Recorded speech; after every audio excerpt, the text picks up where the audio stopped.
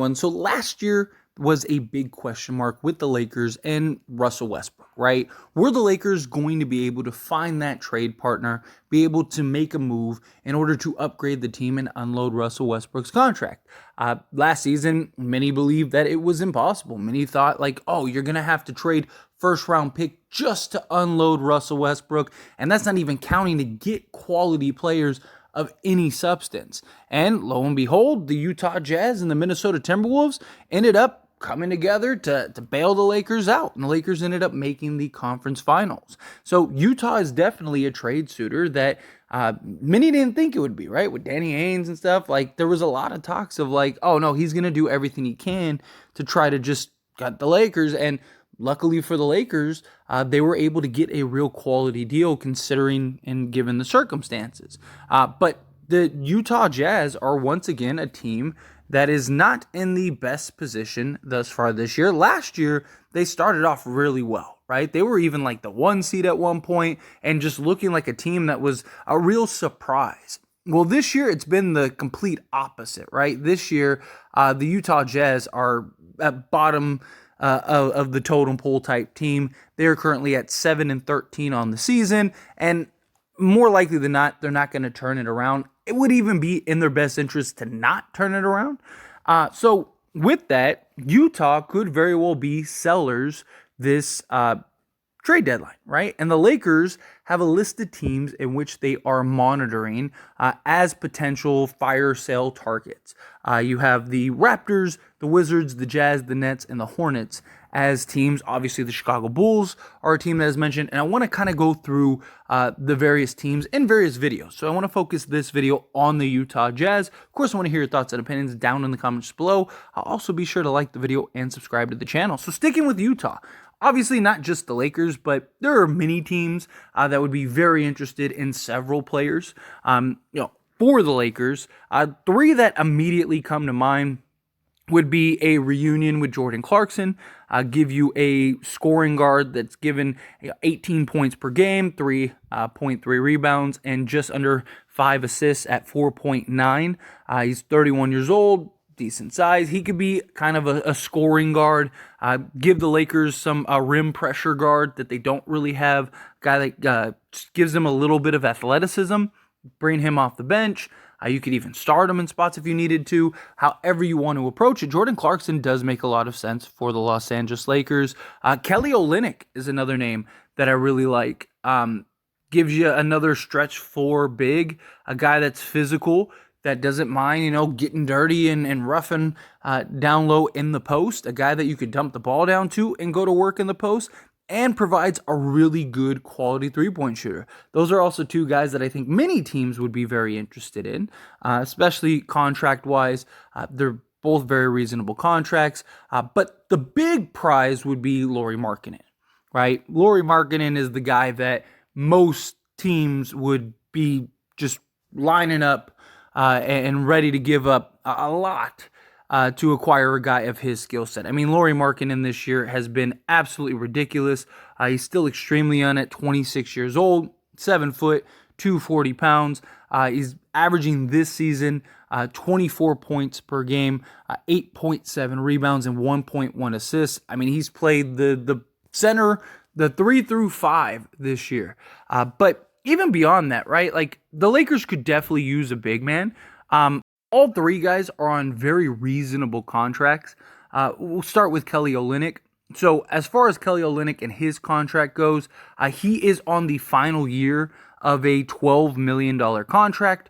So he could be salary filler. He would, again, just be a quality piece, give the Lakers another sizable big man that could come in, stretch the floor. As I mentioned, he is shooting the ball very well this year, gives the Lakers a real honest big man.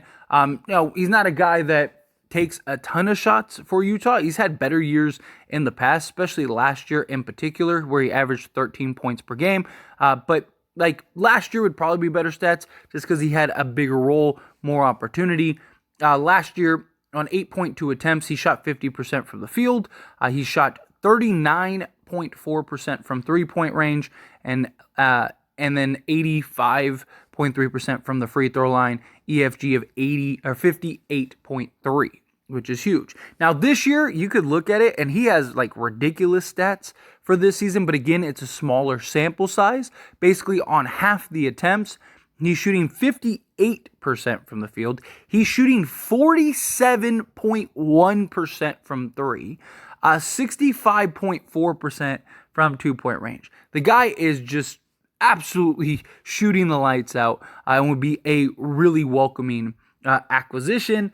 Lauri Markkanen, as I mentioned, is the real grand prize. And he's a guy that, again, contract-wise would be very reasonable. So this season, he's averaging about $17 million, $17.2 million this year. He has a partly guaranteed contract for next season, which any team that trades for him is going to guarantee it, which even that is only $18 million in salary. My problem with Lauri Markkanen is that if he became available, I just don't think the Lakers would be able to acquire him. Because I think every team in the league would be trying to go and acquire Lauri Markkanen, and that would make things incredibly difficult for the Lakers, just because they're very limited on assets.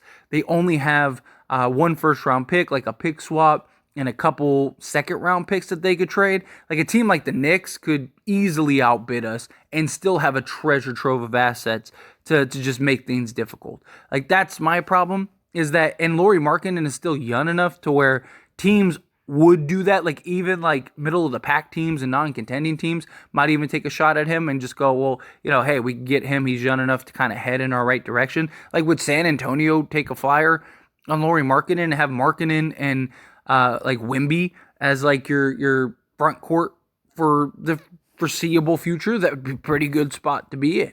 But as far as Markkanen goes, he's shooting 48.4% from the field on 16.8 attempts per game.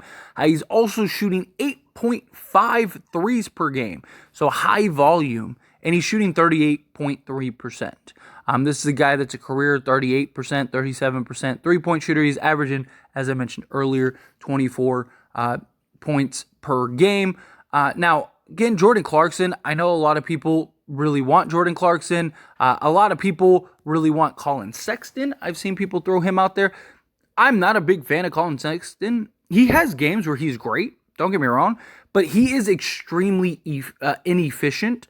And like last year, for example, and we haven't had a large enough sample size to really know this year, but last year Colin Sexton was like second to last and like ratings, like and just he was terrible, right? Because he's either extremely money and just like you can't take the kid off the court, or he's like terribly inefficient, right? Like where you can't keep him on the court, right? Like it's either or. He hasn't found that balance, so I don't know if he would be a great. Just a great acquisition to bring in, especially with he's got a couple years on his contract. But Jordan Clarkson, I mean, again, he's a guy that provides a lot of what the Lakers need, but he has a player exercised option this year that he exercised of $23 million. So, my problem with Jordan Clarkson is at the price that you're going to pay for Jordan Clarkson, I'd rather just go get DeMar DeRozan.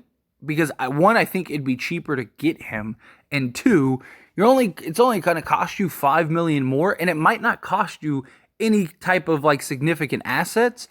It's just the better player, right? DeMar is better than Jordan Clarkson, but at the end of the day, for me, Lauri Markkanen, I mean, I would pretty much give up whatever you had to go get Lauri Markkanen, right? I would even give up Austin Reeves to go get Lauri Markkanen.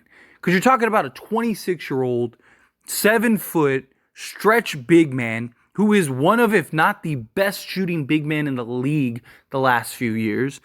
He can play basically 3 through 5 if you need him to in spots. He's not really a 5. You probably don't want to put him there.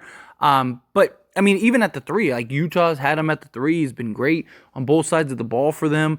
His ability to rebound, you could just have some real size, but he is just absolute money from the outside. I mean, imagine him spotting up next to LeBron James and Anthony Davis that size, and on top of that size, like him getting just wide open looks that are being generated from LeBron James or from Anthony Davis, and then when LeBron leaves or retires or whatever ends up happening, you move Lauri Markkanen over to the 4, and now you have AD and Markkanen as like your 2 7-footers that are helping you rebound and stuff, right? I mean, you'd have to play AD at the 5 in that case, or you move Markkanen to the 3, you move AD to the 4, and you go get a 5, right? Maybe you could sign somebody post LeBron. Maybe you go get what if you could get like a Miles Turner or something like that, and just have like 3 7-footers that could all stretch the floor. Like, that would be ridiculous. But a little bit of a dream scenario, a little bit of a pipe dream. But it is something that I would love. And if there's any possibility, I mean, even like a sliver of a chance that the Lakers can land Lauri Markkanen, I think the Lakers have to do whatever they can for Lauri Markkanen. Because not only would he help this season, he would be a great piece as a building cornerstone for the foreseeable future. Right, whatever you have to give up to go get Lauri Markkanen, I think you give up to get Lauri Markkanen. There are very few, if any, guys in the league that are as gifted as he has been the last few years, and he's still young enough to where he can continue to grow, get better, and improve.